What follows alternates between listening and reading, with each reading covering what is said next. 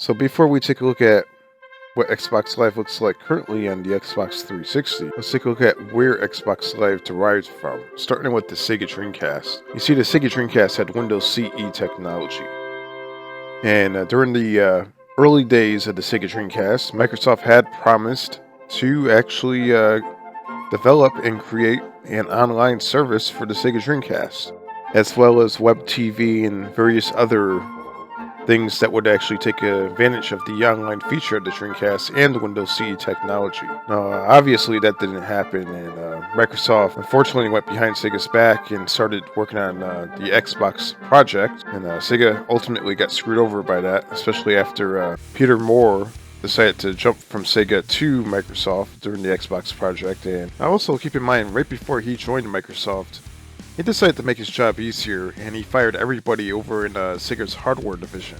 Now that brings us to the first Xbox that released in 2001. Xbox Live eventually arrived on the first Xbox, and there wasn't really a marketplace on the first Xbox, but I believe you can download demos. Oh yeah, look at those giant Xbox controllers. Remember those? And you did have a friends list, and you did have online service. Online games were very, very popular on the first Xbox, and this is pretty much what it looked like. Now, the original Xbox was a short-lived console because about 4 years later, the Xbox 360 came out. Here is a few pictures of what the Xbox 360 launch looked like. It's a much more popular console. It was a very, very good console. Right here, you can see actually what the original interface for Xbox Live looked like with the marketplace. Now, this is when the marketplace was first introduced. Now, personally speaking, I actually like the original design of Xbox Live Marketplace on the 360. The Xbox 360 interface went through several overhauls throughout the years. Definitely past 2008, they had several different changes. I was always a fan of the original blade design, but yeah, things did change, and I will admit, it did become easier to navigate through the marketplace, especially with the newer design. Let's take a look at what's available right now on Xbox Live before, who knows, eventually Xbox Live may not work on the 360 eventually. So currently, right now, we have a Bandai Namco sale. Now, these actually look like pretty cool deals. Look at that, Tekken, 75% off. I'm pretty sure I owned both of these.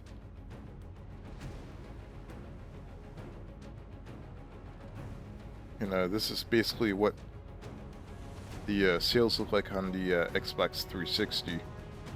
Now, Xbox Live, or the Xbox interface, did change quite a bit on the 360 throughout the years.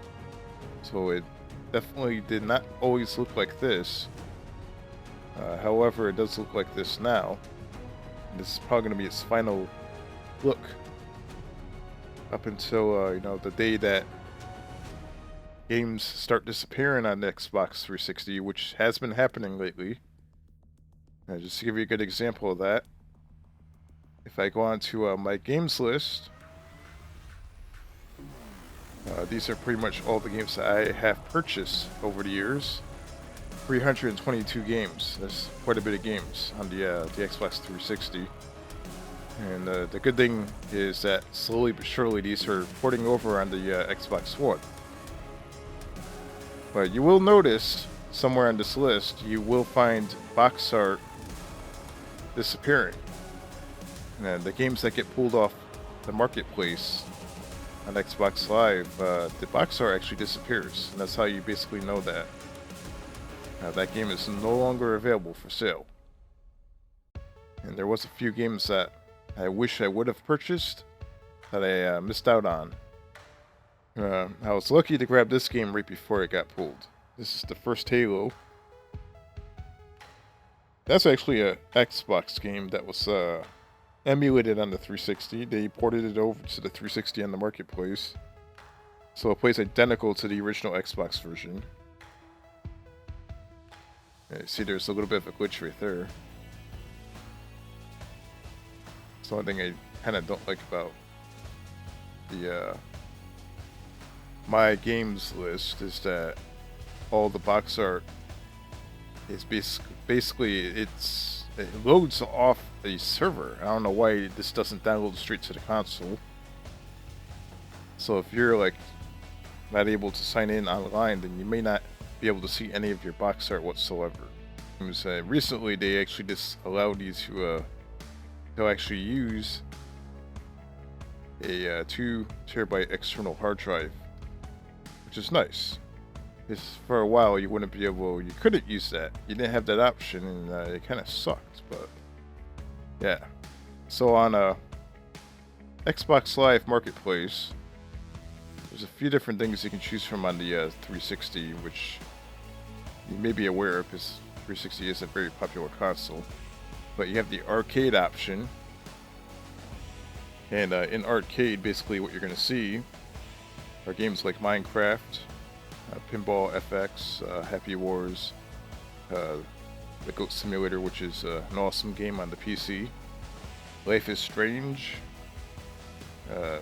Counter-Strike Go, pretty much all these games right here. And check this out. It's a lot of different games right here.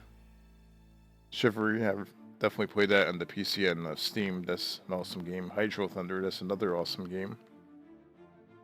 And the list goes on and on. Even have the Sonic Adventures 2.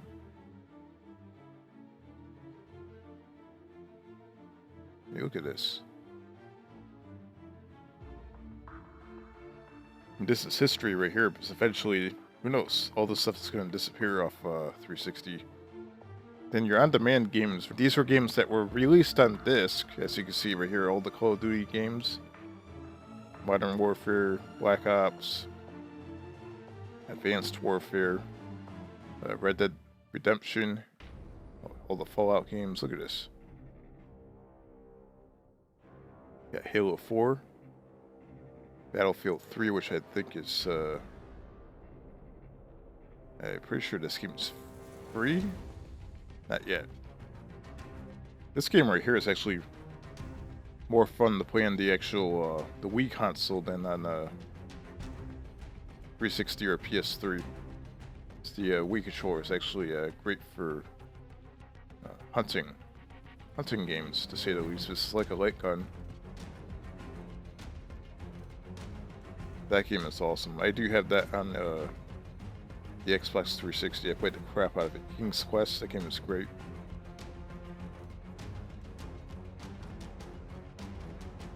Still have the Madden games coming out. That's going to probably still occur for quite a long time, because usually sports games are the last batch of games to release on a console. So have the WWE 2K games releasing on the console. I wonder if 2K18 is coming out on 360. I doubt it. And over on your indie games, let's check this out. New releases. I don't think they're releasing anything anymore, but apparently these are games that recently came out. I guess they are still releasing indie games. The indie games on the Xbox 360 were always like a really, I would consider it a freak show. You never know what you're going to find in here. It's a really, really bizarre collection of games. And just take a look at this. What the hell is that? Sexy Flight. Just for the hell of it, let's click on it. Let's see if there's a screenshot. If you're into indie games, this is pretty much the Wild West. I'm not sure how these games are evaluated before they appear on the marketplace. To say, for some reason, it definitely looks like there's a lot of adult-rated games on here. What is this? Is that a Game Boy emulator? Retro Boy. What the hell is this? This game is classified as community. Okay. It almost looks like a Game Boy emulator, but I guess it's probably not. Yeah, you never know what you're going to find in here. There's a lot of strange, questionable things. I never really bought too many indie games on the 360. Maybe a couple, but there's not really anything I held on to. To the most popular indie games, let's take a look at what's most popular. Castle Miners Z. appears to be some sort of Minecraft type game that has a little bit of a mature edge to it. Get some screenshots for here. Avatar Warfare. So if you're too cheap to buy a Call of Duty, you can actually buy this game instead. It sort of kind of looks like I don't know, like a Counter-Strike type Left 4 Dead, Modern Warfare type thing. I guess for $1, you can't go wrong for $1.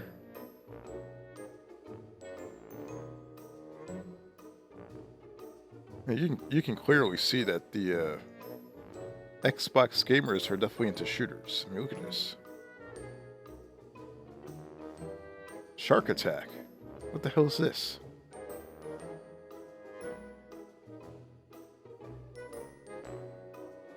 I'm not gonna lie, that actually looks pretty cool. The graphics actually look really good. And it's only $1. I mean, you can't really go wrong for $1. I might check that out. Yeah, the list goes on and on. They even have a prank call app or a game. I'm not sure what the hell this is, but oh wow, look at this status code to see. This is pretty common, I guess, for 360 nowadays. It's not going to perform quite as well as the Xbox One. You can tell the popularity of Call of Duty on the 360 because there's a lot of Call of Duty knockoffs or parodies.